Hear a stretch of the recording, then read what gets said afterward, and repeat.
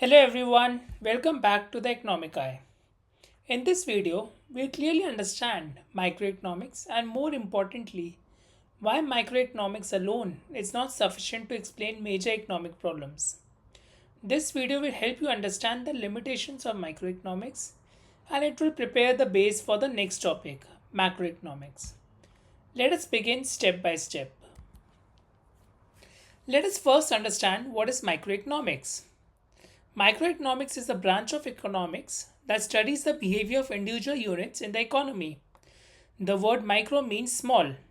So, microeconomic focuses on small parts, not the whole economy. In simple words, microeconomic studies one consumer, one firm, one market, and one product. For example, how much tea a consumer buys, how much a firm produces, or the price of mobile phones. So, microeconomics always look at individual decisions. Now that we know what microeconomics means, let us see what exactly it studies.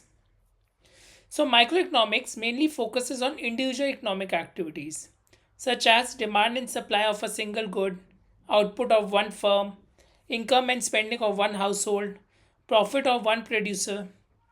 An important assumption of microeconomics is other things remain same.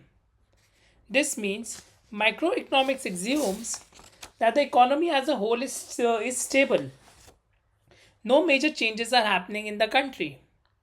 Because of this assumption, microeconomics doesn't look at the bigger picture. To understand who takes these individual decisions, let us learn about economic agents. So, this is a very important slide. So, please take care of the same. Economic agents are individuals or institutions that take economic decisions. There are three main types of economic agents. Consumers. Consumer decides what to buy, how much to buy. For example, how much rice, milk, or clothes to purchase. Producers or firms. Producers decide what to produce, how much to produce. Their main aim is to maximize profit. Government and institutions is the third economic agent. They decides how much tax to collect, how much to spend, and interest rates and economic policies. All these decision makers together are called the economic agents. Now let us see how these agents take decisions in microeconomics. In microeconomics, each economic agent act in self-interest. Consumer try to maximize satisfaction, producers try to maximize profit. These decisions are taken independently without thinking about the overall economy. Let's take examples. A consumer buys cheap goods to save money, while a firm cuts wages to increase profits. These decisions may be good for individuals but may not be good for the society as a whole. Because of this narrow focus, microeconomics has certain limitations. Now, let us understand why microeconomics is not enough. Microeconomics studies individual market, ignores the economy as a whole, treat major economic problems as given, not explainable. Because of this, microeconomics cannot fully explain the problems like inflation, unemployment, and economic crisis. Let us understand these limitations one by one. First, let us talk about inflation. Inflation means a rise in the general price level of the economy.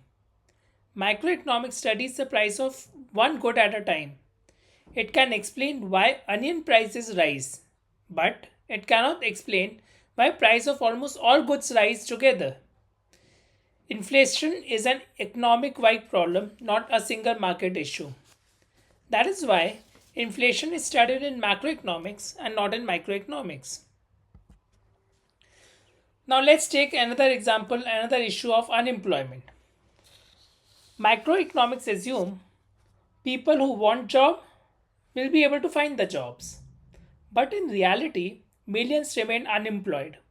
Even when they are willing to work, microeconomics studies wage of one worker, employment in one firm. It cannot explain mass unemployment, job loss across industries. Unemployment is therefore an macroeconomic problem, not a microeconomic one. Finally, let us understand economic crisis. During economic crisis, many things collapse together. Output, employment, investment, income. Let's take the example of Great Depression of 1929. Factories were closed, millions of people lost their job, the demands collapsed immediately. Microeconomics failed to explain this economic wide failure. Only macroeconomics studies such large scale crises. So, what is the conclusion? Microeconomics basically focus on individual decision making. It's a self-interest driven as a motive and it has a partial view of the economy. While macroeconomics views the economy as a whole, focus on social welfare, explains inflation, unemployment and crisis. Both micro and macro are important, but microeconomic alone is not sufficient.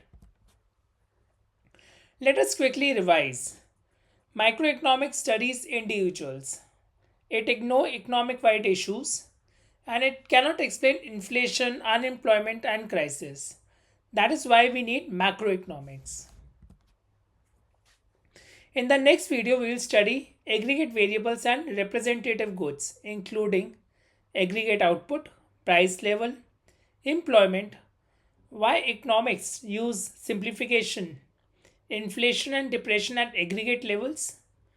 These topics are extremely important for understanding macroeconomics. Thank you for watching this video. If you find this useful, please like, share and subscribe. See you in the next video. Thank you.